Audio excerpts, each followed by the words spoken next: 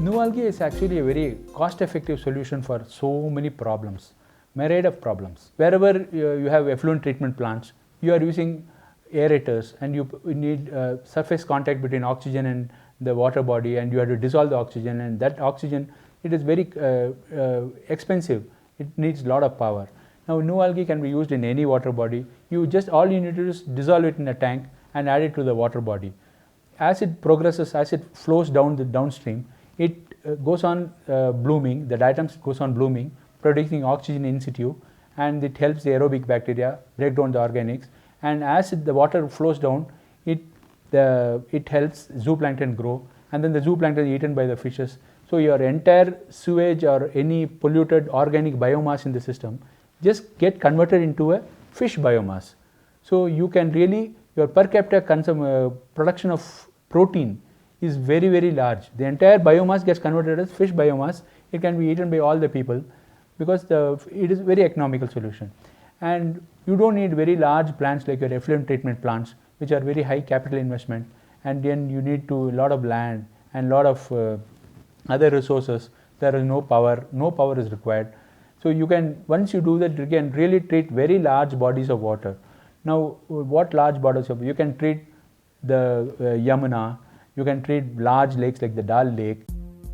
Red tides are due to the proliferation of dinoflagellates in the water. They help growth of jellyfish instead of finfish. This situation is caused primarily by the dumping of untreated waste into the sea. How do you solve this? Now we have to first see that the sewage is treated in the land and sent into the water body, into the oceans.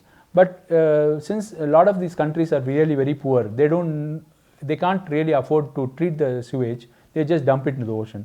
Now instead of doing that, if they add a new algae along with the sewage and send it into any water body, they'll find progressively the water will get cleaned, and that the blooming diatoms will produce the oxygen, the aerobic bacteria will break down the organics, and then the entire organic biomass will get converted into fish biomass. So all this will happen if you add new algae into the water. You will find that as the water is cleaned up, no more food organic mass is there at the bottom of the ocean for the dinoflagellates to bloom and take the nutrition from. Once the nutrition is cut, you will find that the dinoflagellates, red tides boom coming down, and then progressively you will find that no more red tides will come into the system. This is what you can do it by using our new algae in the system. All over the world, there is algal remediation of lakes, but there is no control of the species of algae growing. Blue-green algae proliferate, resulting in unsolved problems.